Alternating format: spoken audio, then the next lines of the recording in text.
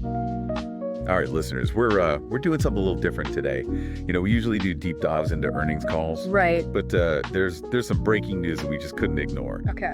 It's pretty major, especially if you're into tech or social media, or I guess even international relations. Yeah, it's a big one for sure. A lot of Yeah. moving parts. Yeah. So we're talking about TikTok and the U.S. ban that's been sort of looming for months now. Yep. And there's a new twist that I don't think anyone really saw coming. It's a wild story. So just to kind of recap real quick, the U.S. government has been trying to ban TikTok, Right. and they're saying it's a national security risk because of TikTok's parent company, ByteDance. Yeah. Which is a Chinese company. Yeah, and this isn't, just talk.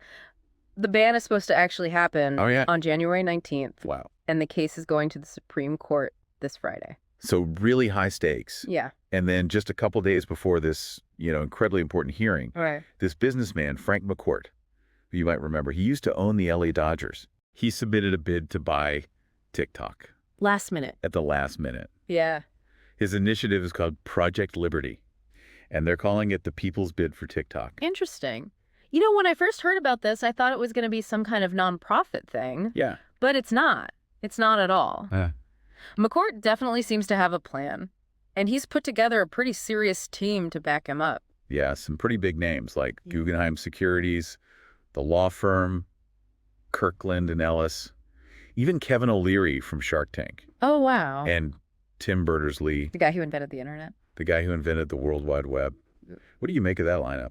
I mean, it seems like they're really going for legitimacy and expertise. Having someone like Kevin O'Leary, brings that business sense. Mm. And then Tim Berners-Lee is obviously a huge name in tech, so it gives the whole thing some credibility. For sure. Yeah. It really makes you wonder what McCourt sees in all of this. Yeah, I mean, the whole TikTok situation, it's like a political and legal minefield. totally. Yeah. So let's break down what Project Liberty is actually proposing. Their main goal seems to be to restructure TikTok Okay. so that it operates on a platform owned by a U.S. company, and they're putting a big emphasis on digital safety. Okay, so it sounds like that digital safety angle is a direct response to the government's concerns, because their whole argument for banning TikTok Right. is that the Chinese government could get access to U.S. user data through ByteDance. Right, and they've presented different types of evidence to back that up, like public reports and statements from intelligence officials. And they've even pointed to the Chinese legal framework, which basically forces companies to cooperate with the government if they ask for data. Oh, wow. So even if ByteDance, wanted to protect U.S. user data, Yeah. they might not be able to because of Chinese law. Exactly. Interesting. And the government also brought up what the FCC has been doing with other Chinese companies in the U.S. Right. They're basically saying this is part of a pattern of behavior. It's a pretty compelling argument. I Yeah. mean, but TikTok is fighting back hard. Oh, yeah. They're saying the ban is unconstitutional and that it violates the First Amendment. Because they're being specifically targeted. Exactly. Other social media platforms do the same stuff with data, but they aren't being singled out. Right. And they're also saying it's what's called a regulatory taking, Okay. which basically means the government is seizing private property without giving them fair compensation. Yeah. It's a complicated legal thing. Yeah. But essentially, TikTok is saying that the government is going too far. So it's like national security versus individual freedom. Exactly. And then McCourt jumps in with Project Liberty. It's a real curveball. So the courts have already said that demanding TikTok be sold, which is also called divestiture, Right. that's not unconstitutional. Right. But TikTok has been saying that what they're calling a qualified divestiture Okay. is pretty much impossible Right. to do within the time frame that the act sets out, because it's so complex technologically and financially. And this isn't just hypothetical. We saw this happen when TikTok and CFI-US, that's the Committee on Foreign Investment in the United States. They spent like a year or two trying to come up with this national security agreement. Wow. It was this huge project. They called it Project Texas, I don't remember that. with tons of meetings and drafts and everything. But it fell apart because they couldn't agree on the terms. So they couldn't find a compromise. Right. Wow. It just shows you how tough it is to find that middle ground. When you have these competing interests of national security and a company's right to operate. Yeah. Yeah, it really is a huge, complicated situation. It's not just about these, high-level negotiations happening. We also have to think about what could actually happen if this ban goes through. Yeah, that's true. There are something like 170 million U.S. users who would suddenly lose access to TikTok. Right. It would be like a complete earthquake in the social media world. Totally. And think about all the creators who depend on TikTok for their income. Oh, yeah. I mean, their whole livelihood would be turned upside down. They'd have to scramble to find other platforms and try to rebuild their audience. It's not just the creators, though.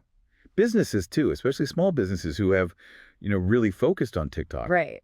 I mean, it could be disastrous for them. Absolutely. It's like a domino effect that would impact the whole digital world. And then you have TikTok itself. They would lose so much money from ads in the U.S. Yeah, it'd definitely be a major upheaval.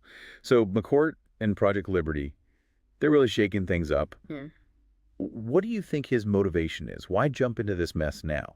Well, if you look at what he did with the Dodgers, Okay. it's clear that he's not afraid of a challenge, especially a challenge with the political side. Right. He's got experience dealing with really complicated situations and coming out ahead. So maybe he sees this as a chance to be like a power broker, Yeah. to find a solution that everyone can live with. It's possible. And don't forget about the potential payoff. Oh, yeah. If he can pull off this acquisition and turn TikTok into a successful U.S.-owned platform, Right. he would be in control of a major social media player. That's got to be tempting. So high risk, high reward. Which brings us to our This Is Not Financial Advice segment, where we throw out a crazy trade idea. Right. Pure speculation, just for fun. Exactly. So remember, folks, we are not financial advisors. Please don't make any investment decisions based on this. This is just entertainment. Okay, so disclaimer out of the way. Here's a wild thought. What if we buy shares of Oracle? Oracle. Yeah. Remember they were involved in those earlier TikTok deal talks back in 2020. Oh, right. Yeah. Maybe they'll worm their way into Project Liberty somehow. That's interesting. Oracle definitely has the money and the tech experience to get into social media. Right. But let's be real. The chances of them being a big part of Project Liberty are probably pretty slim. Yeah, this is total speculation, like a Yeah. massive gamble. Right. But that's what makes these stories so fun to follow. Right. You never know what's going to happen next. It's like a financial thriller. Exactly. So, just to recap, Yeah. we have this TikTok ban that could happen any day now. Just a few days. The government's worried about national security. TikTok is fighting back. And now Frank McCourt has thrown this Project Liberty bid into the mix. And it's not just a legal battle. We also talk about what a ban could mean for users, creators, businesses, Yeah. the whole social media landscape. Right. And of course, we had to have a little fun with that Oracle trade idea. Of course. Pure speculation. Always. So here's something for you to think about as this story keeps developing. What if Project Liberty actually works? What if TikTok does become American-owned? How would that change the game for data security and content moderation in the U.S.? That's a good question. Would it set a precedent for other foreign tech companies?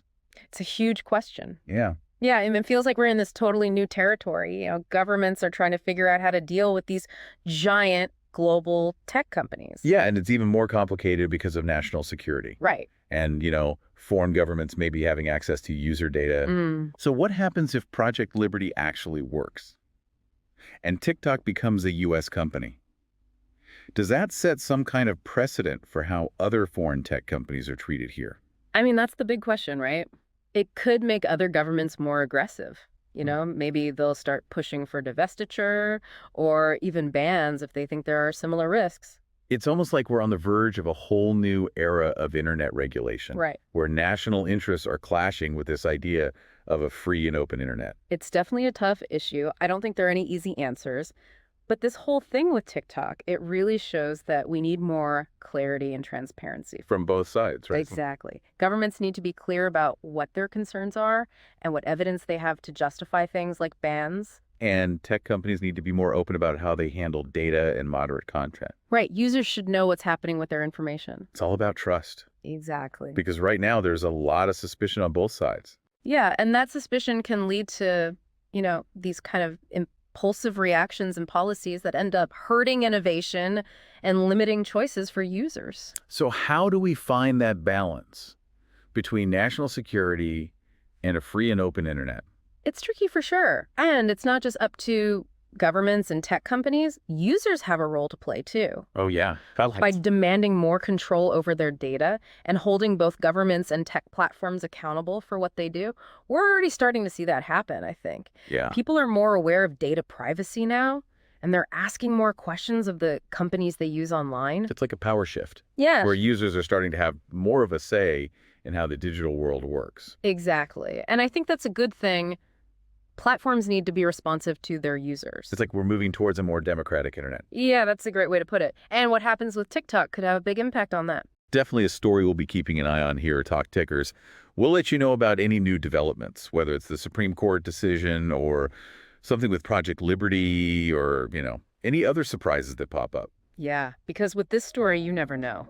Exactly. So in the meantime, keep thinking of that question. How would a U.S.-owned TikTok change things? What kind of precedent would it set? It's something to think about. It is, and it reminds us that the digital world is always changing. Always changing. And we all have a role to play in shaping its future. Well said. Yeah. So until next time, stay informed, Yeah. stay engaged, and keep those earnings calls coming. And those deep dives. Of course. Yeah. All right, we'll talk to you soon.